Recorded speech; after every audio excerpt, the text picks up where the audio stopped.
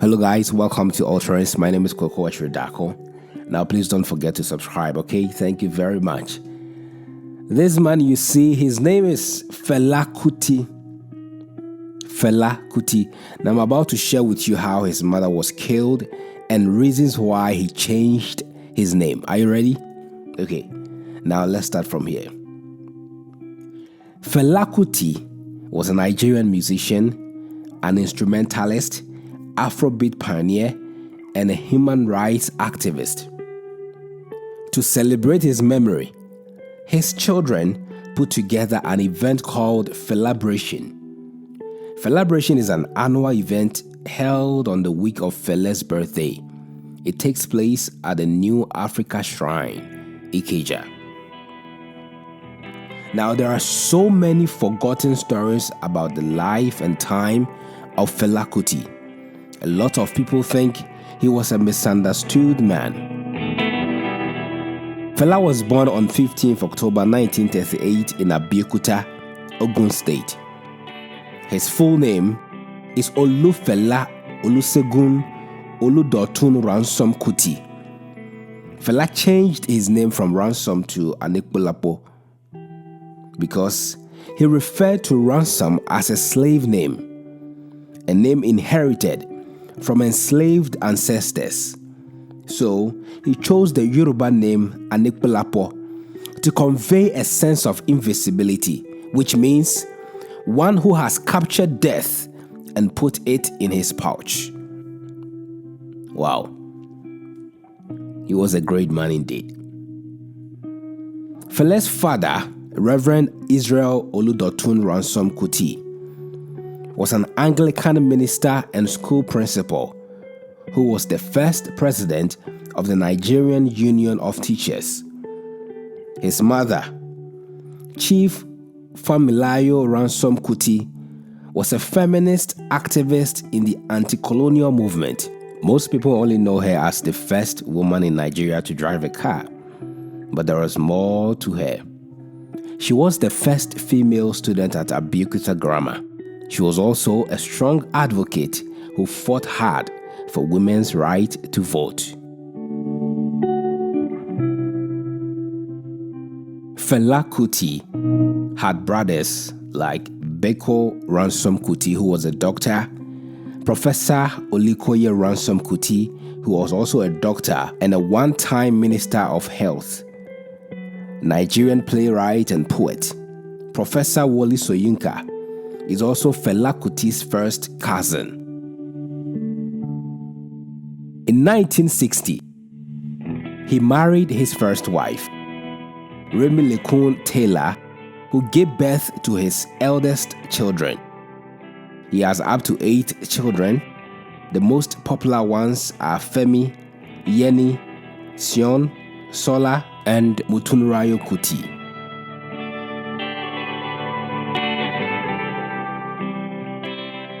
In 1958, Fela Kuti went to London to study medicine.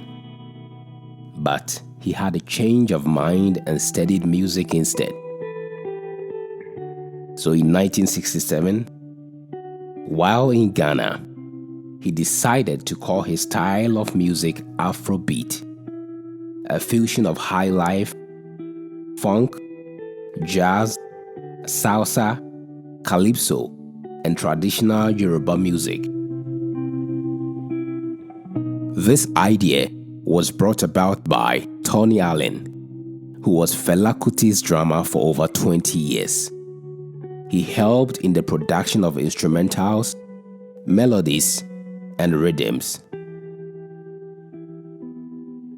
In 1970, he returned back to Nigeria from Los Angeles to form the Kalakuta Republic. Fela Kuti described the Kalakuta Republic as a community surviving independently from the Nigerian state.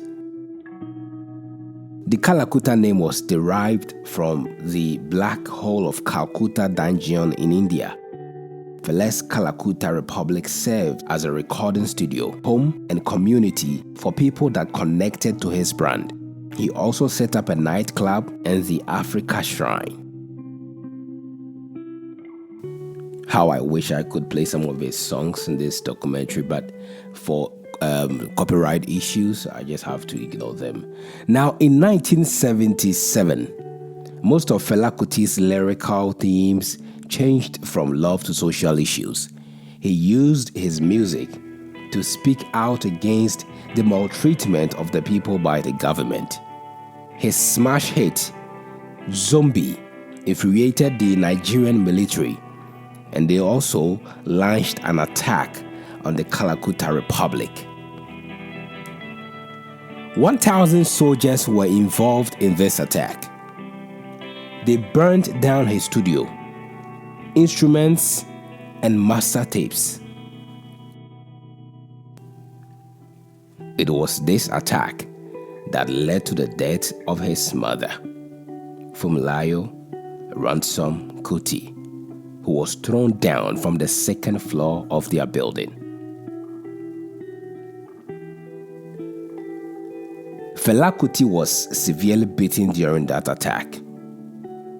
He would have lost his life if not for the intervention of the commanding officer.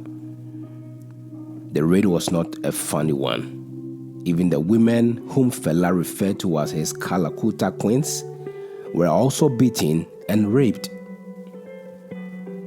After being in coma for a long time, his mother died on the 13th of April, 1978.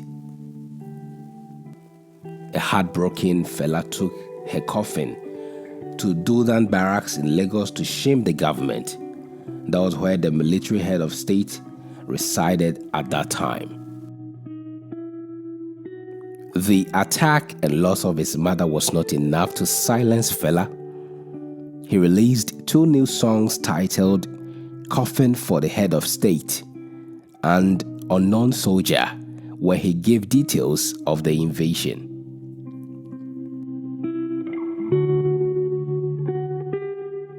And somewhere in 1978, rumors started spreading far and wide that Fela Kuti kidnapped some women and held them hostage in his Kalakuta Republic.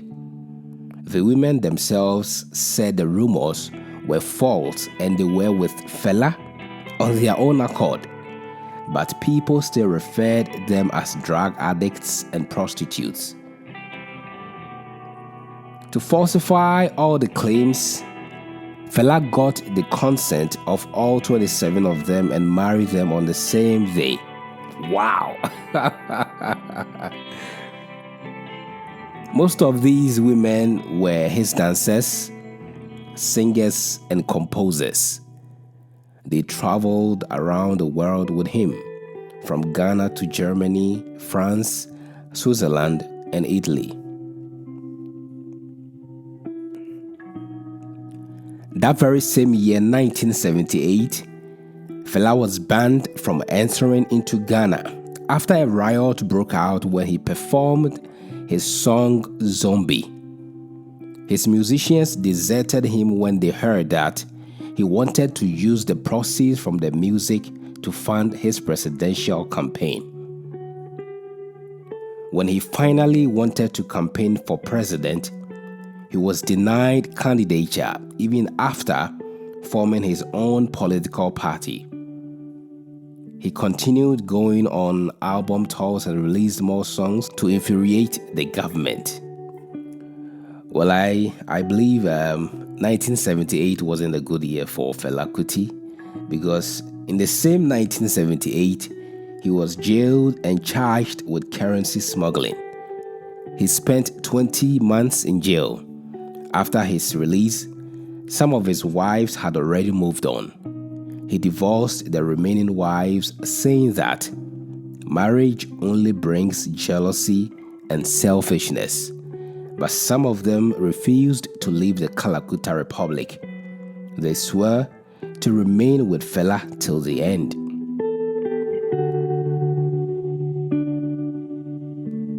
Well, that was an interesting one. Now, there's a stage play called Fela and His Kalakuta Queens, produced by Bolanyi Austin Peters, that shows regularly at Terra Culture in Lagos. This stage play shows details of Fela Kuti's life in Kalakuta Republic as narrated by two of his surviving Kalakuta queens, and I guess it's a must see, it's a must watch. Kindly do well to go and watch that one as well. Now, what happened to Fela Kuti? How he died. There are still some level of skepticism surrounding the cause of his death, and he allegedly died due to some complications from AIDS. Very sad, but then over 1 million people were present at his funeral, which took place at the old shrine compound. Now, he died on the 2nd of August 1997 at age 58. My name is Kwekwachi Dakon. Thanks for having you. Kindly do what to subscribe to our YouTube channel for more videos. Grateful.